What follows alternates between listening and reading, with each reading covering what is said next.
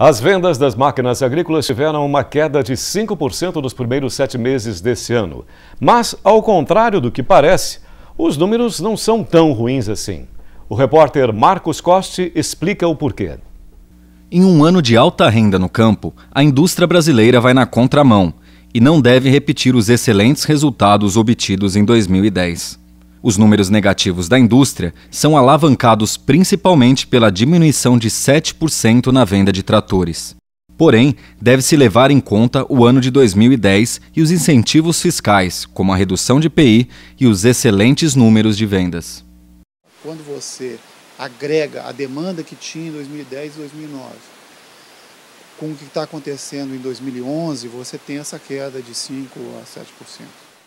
Em meio à iminente crise mundial, a alta taxação de impostos e a taxa cambial, quais são as perspectivas para o próximo ano para que as máquinas deixem de ficar paradas e voltem ao campo de produção?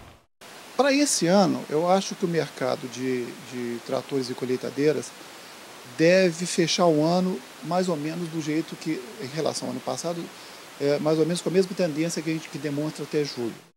Basicamente, você tem aquelas ferramentas que têm que ser implantadas, como o seguro de safra, como a questão de seguro de catástrofes, essas coisas, para garantir uma estabilidade de renda e, com isso, melhorar as condições de crédito para o agricultor.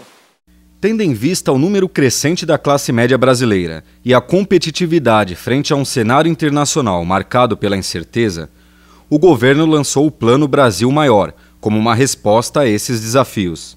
Mas como ele pode auxiliar no desempenho da produção e vendas do segmento de máquinas agrícolas? É fundamental para uma indústria que ela seja competitiva para exportar. É isso que dá dinamismo na indústria, é isso que traz inovação para o país e tudo.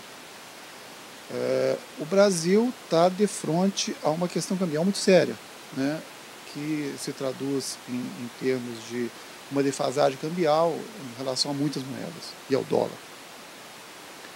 Para isso você tem que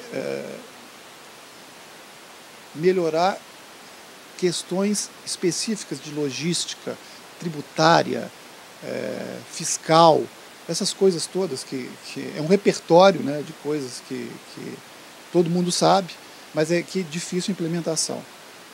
O governo colocou algumas dessas medidas que eles estão colocando dentro desse plano.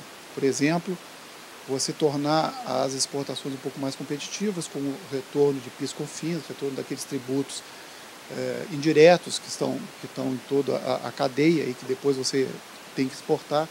Coisas assim, a questão de inovação, desonerar investimentos, que isso aí tá certo, né? Não é uma coisa que você tenha resultados imediatos, mas eu acho que o caminho está certo.